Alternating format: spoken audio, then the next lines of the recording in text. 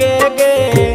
दुनो कन में डबल बाली पेनही झर के गे एगो हौ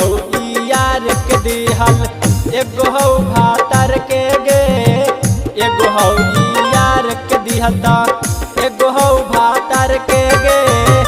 दुनु कन में डबल बाली पेनही हम झर के रे दुनु कन में डबल बाली पेनही हम झर के रे एगो है नैहर के दिहल एगो ससुरार के रे एगो है नैहर के दिहता एगो है ससुरार के रे। Siddhnath recording studio Tekari.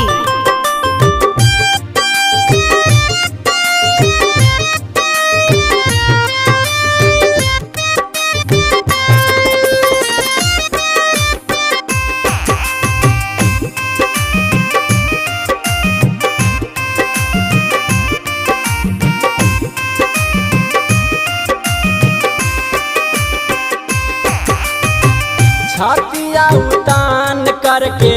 चलही आई ठके असतिर न रही कतही बैठ के सक नाही कर छड़ा बिना सूझ बूझ के बोलिया सुधारल ना तो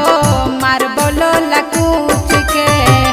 ऐसा नहीं छेड़ही रे छड़ा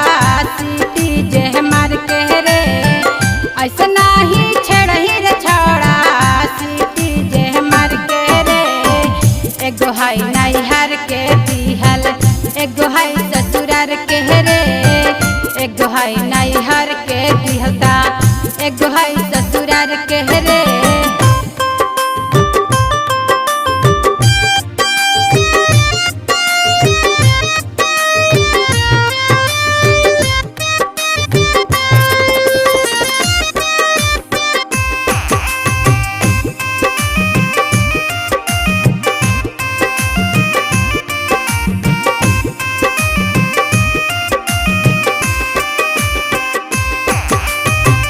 यारा बेक नथिया बाली हाही झमकावा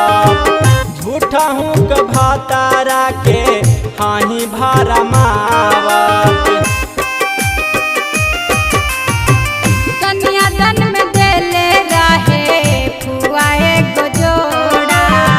झूठ बोलबे पिलुआ पर कहू तोहरा रे छौड़ा बार बार ना देख हमरा तू निहार के रे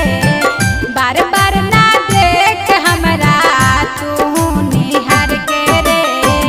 एगो है नैहर के दिहल एगो है ससुरार के रे एगो है नैहर के दिहलता एगो है ससुरार के रे।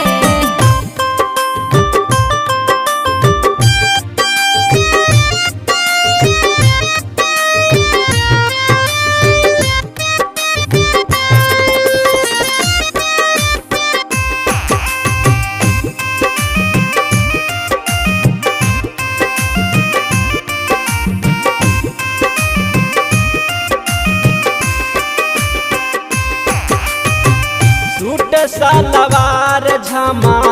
कावही तू नाथिया शादी करके छोड़ दे तो धरा मेंदर रंग रासिया मन बुद्धि होई गइलौ सोचा विचार रे लड़की के चक्कर में चिन्हट लाल हो जइबे बेकार रे हमरा सिखाओ न पहाड़ा अपना तू प्यार के रे